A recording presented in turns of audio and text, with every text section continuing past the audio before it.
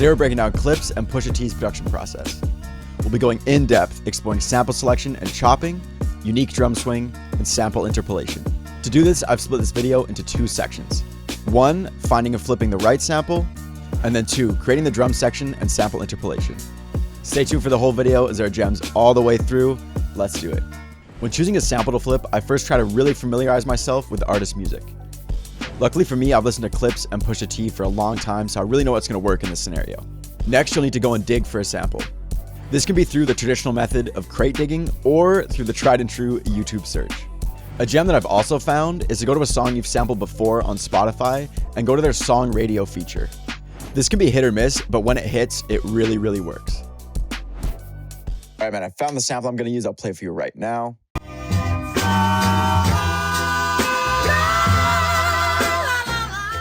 All right, so I kind of know roughly what the BPM I want the final beat to turn out with. So what I'm going to do first is I like to choose a section to take from the sample before I chop it, and then kind of do it section by section rather than taking like the whole thing and throwing it in a sampler. Because like if you were going to put an MP back in the day, you had like maybe 12 seconds. I kind of like to keep that mentality. It also becomes easier to organize if you want to go back to some different chops later.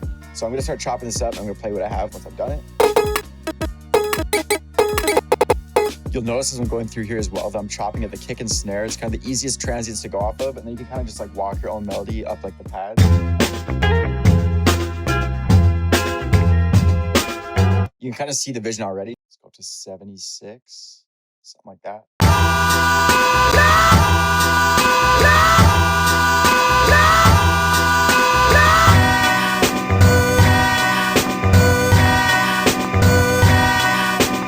Okay, so we got a second half right there as well. Let's do another set right here. Okay,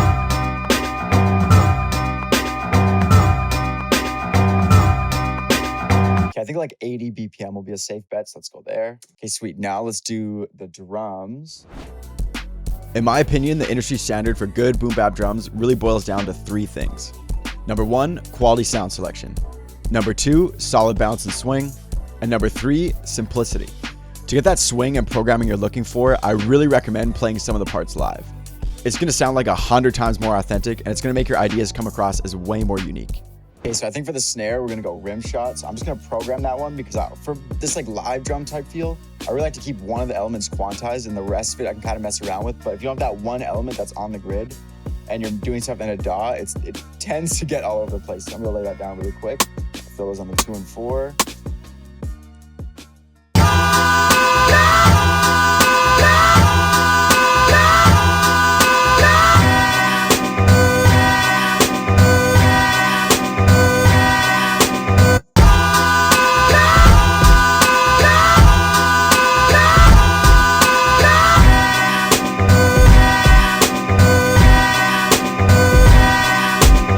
I know there's already hi-hats in the sample that we've chopped up, but I'm gonna add like one really subtle one just to kind of keep the bounce going even more.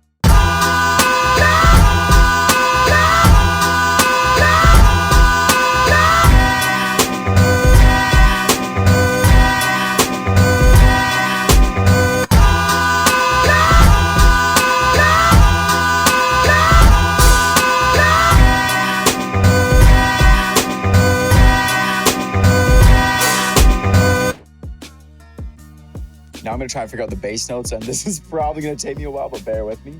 Let's do it, because we definitely need those to be like way more prominent.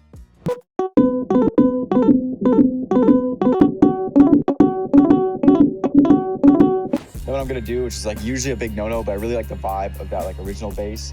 So what I'm going to do is keep it in stereo and just layer it like way down like this and remove the bass boost. So we keep the vibe of both and they're really not clashing too hard. Yeah, there we go.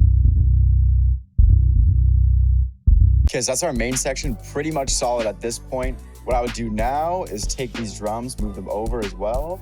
And then I'm just gonna recreate the same bass trick I just did the last part, so we can layer this second verse section.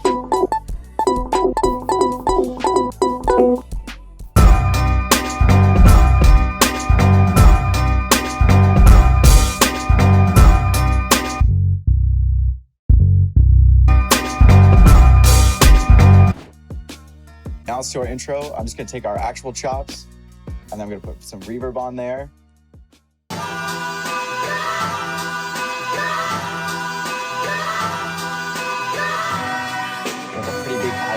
shelf.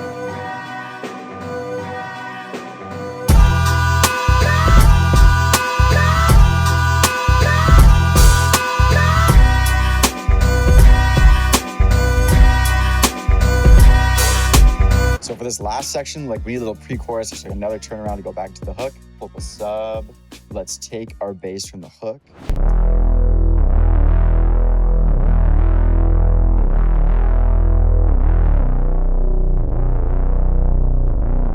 And I kind of have an idea, like lastly to finish this pre-chorus off, is I'm gonna change the snare out for something different.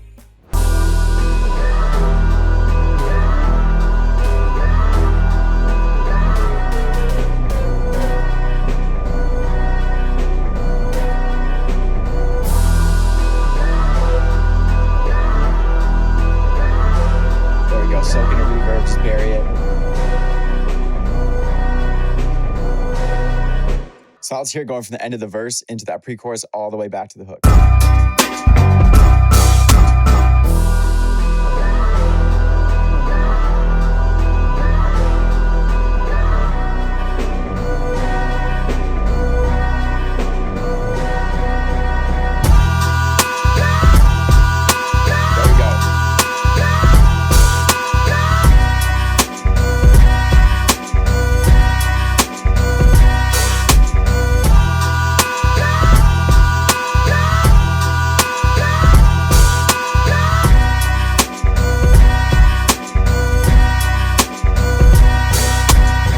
So all we have to do now is basically add a Pusha T acapella or Clipse acapella, and it's pretty much good. So let me do that for you guys really quick. All right, so we got the acapella in there. I'm gonna have to very speed it for you because I do not want to get copyright struck for this. But yeah, here we go, guys. Really hope you guys enjoyed.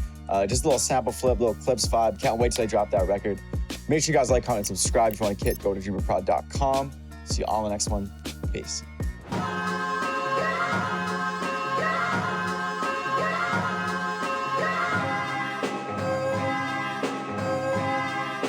DREAMR.